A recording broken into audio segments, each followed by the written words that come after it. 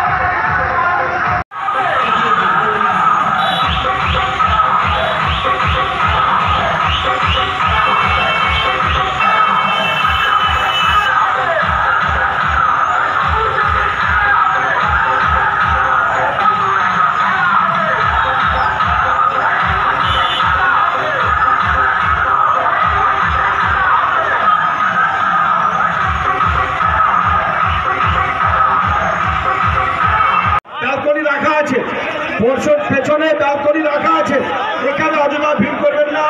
এখন আপনার সামনে বক্তব্য রাখছেন জননী ফিরোজা বিবি।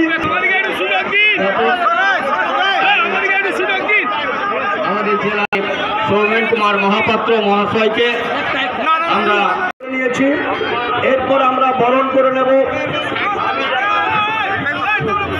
আমরা আছে রাজ্য তৃণমূল যুব কংগ্রেস কৌশল, আমাদের মহিলা যারা রয়েছেন একাক্ষী সিংহ, দীপালি সামন্ত, আমাদের সিরাজ খান, আমাদের জেলা পরিষদের সদস্য যখন তিনি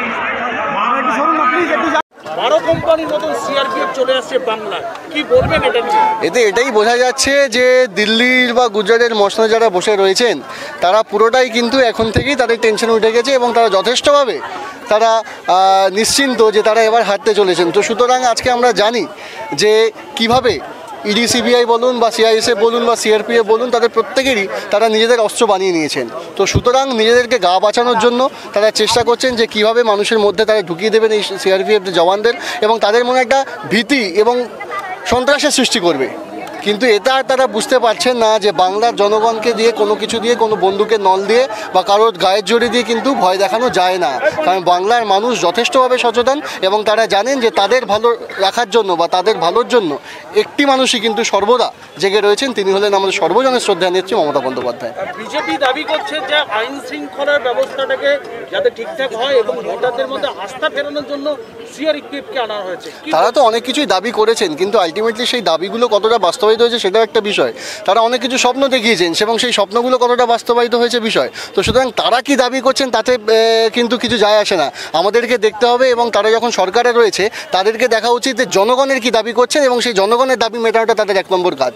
এই যে সিআরপিএফ এখন থেকে রুটমার্চ করা শুরু করে দিয়েছে, মানে কি উদ্দেশ্য এদের, কি মনে হচ্ছে? তারা আসুক, ঠিক আছে, এখানে ঘুরছে, বাংলাকে চিনছে, দেখছে, ঠিক আছে, তাদেরকে আমরা স্বাগত জানাবো, তাদেরকে যথেষ্ট আমরা ভালোবাসা আদরের সাথে আপ্যায়ন করবো। এবং দেখছেন যে আমাদের রাজ্য পুলিশে যারা রয়েছেন, যারা স্থানীয় নেতৃত্বে যারা রয়েছেন প্রশাসনিক তরফে, তারা প্রত্যেকে তাদেরকে নিয়ে ঘুরছেন, পাড়া গলি সমস্ত বুথ অঞ্চল সমস্ত চেনাচ্ছেন। তারা চিনুক জানুক, কিন্তু মানুষ স্বতঃস্ফূর্তভাবে জানেন যে তারা কিন্তু গিয়ে ভোটটা দেবেন মমতা বন্দ্যোপাধ্যায়কে, কারণ সেই মানুষটাই কিন্তু তাদের সঙ্গে সর্বদা রয়েছেন। পুলিশের পাশাপাশি দলের তরফ থেকে কি সিআরপিএফ এর উপর নজরদারি রাখা হবে যে তারা কি করে না করে? না, আমার মনে হয় দলের তরফ থেকে সেটা নজরদারি রাখবে কি রাখবে না সেটা দলের যারা আমাদের উচ্চ নেতৃত্ব যারা রয়েছেন তারাই বুঝবেন। আপনার কি মনে হয়? আমার মনে হয় এতে দরকার তো নেই অ্যাজ সেরকমভাবে যে তাদের ওপর নজরদারি রাখার দায়িত্ব, কারণ আজকে যে কেন্দ্রীয় সরকার তারা নজরদারি করতে তাদেরকে অনেক আগে থেকে পাঠিয়ে দিয়েছেন, কিন্তু আমাদের নজরদারি প্রয়োজন নয়।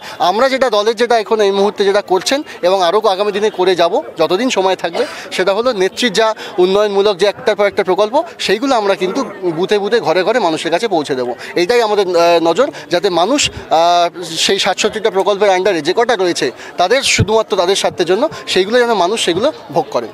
শুভেন্দু অধিকারী প্রসঙ্গ আনতে গিয়ে আপনি বলেছেন যে শুভেন্দু অধিকারী একদম মঞ্চে যেগুলো দেখাচ্ছে সেগুলোই পরবর্তীকালে দেখা যাচ্ছে সিবিআই তদন্তে উঠে আসছে। এই বিষয়টাকে নিয়ে কি বলছেন? এটা নিয়ে একটু আগেই আমি বললাম যে পুরোটাই আজকে দেখুন না, আজকে যে কোনোই হোক তারা একটা ন্যাশনাল সিকিউরিটি একটা এজেন্সি, তাদের আমার মনে হয় যে বিং আ সিভিলিয়ান আমাদের কারোর কাছেই কিন্তু একটা ন্যাশনাল সিকিউরিটির কাছে কি থাকছে বা সিবিআইয়ের কাছে কি থাকছে বা সেই লেভেলে যেগুলো ন্যাশনাল সিকিউরিটির সঙ্গে যুক্ত সেই নথিপত্র বা তাদের ইনভেস্টিগেশনের জিনিসপত্র কিন্তু কোনো রকম একজন সিভিলিয়ানের হাতে আসা উচিত নয় বিফোর এনি ইনভেস্টিগেশন ক্লোজেস। কিন্তু সেইখানে দেখছি যে আগের দিনই উনি দেখিয়ে দিচ্ছেন, তারপরের দিন সিবিআই সেটা দেখাচ্ছে। এটা খুব স্পষ্টভাবে এটা ক্লিয়ার হয়ে যাচ্ছে যে হ্যাঁ এদের মধ্যে আন্ডারস্ট্যান্ডিং রয়েছে, এদের মধ্যে কটাপ রয়েছে। এবং স্বয়ং অভিষেক বন্দ্যোপাধ্যায় এর আগে একবার জিজ্ঞেস করেছিলেন যে আজকে যেভাবে যে কেসটা নিয়ে তাকে বারবার ফাঁসানো হচ্ছে, তার ওয়াইফকে বারবার ডেকে পাঠানো হচ্ছে, তা আজকে কেন্দ্রীয় সরকার সেই মুহূর্তে কি ঘুমোচ্ছিলেন? সিআইএসএফ তো তাদেরই অধীনে, কাস্টমসও তাদেরই অধীনে, কিন্তু কেন তারা সেই সিসিটিভির ফুটেজটা এখনও জনসমক্ষে আনতে পারছেন না? এটা আমাদের কাছে একটা বড় প্রশ্ন এখনো রয়েছে। সিবিআই এখন যেটাকে নিয়ে নোটিশ দিয়েছে অভিষেক বাবুর ওয়াইফকে, সেটা হচ্ছে যে কয়লা পাচারকাণ্ডে জিজ্ঞাসাবাদ করতে চায়। এবং একই রকমভাবে শুভেন্দু অধিকারী তমলুকের সভা থেকে এবং বারুইপুরের সভা থেকে যে একটা অ্যাকাউন্টের দেখিয়ে তিনি দাবি করেছিলেন যে এই অ্যাকাউন্টে টাকা যাচ্ছে, পরবর্তীকালে দেখা যাচ্ছে যে সিবিআই এর তদন্তে সেই অ্যাকাউন্টের নথিটাই ঘুরে ফিরে আসছে। সেটাই প্রথমে একটা গট আপ কিছু একটা তো রয়েছে, দ্বিতীয়ত এবং সেটা আমি বিং এ নিউট্রাল পার্সন সেটা তো বাইরে থেকে বলা যায় না, সেটা পুরোটাই ইনভেস্টিগেশন সাপেক্ষ এবং তার জন্য অভিষেক বন্দ্যোপাধ্যায়ের তরফ থেকে যে উকিলরা রয়েছেন তারা সেটা সত্যটাই কিন্তু প্রমাণ করে দেবেন। কিন্তু এটা পুরোটাই তারা একটা ব্যক্তিগত আক্রমণে উঠে পড়ে রয়েছেন, এটা কিন্তু স্পষ্ট। এবং যত তারা ব্যক্তিগত আক্রমণ করবেন মানুষের মন থেকে কিন্তু তারা অলরেডি মুছে গেছেন এবং আগামী 21-এর বিধানসভা ইলেকশনের পর তারা পুরো সাফ হয়ে যাবেন। Thank you.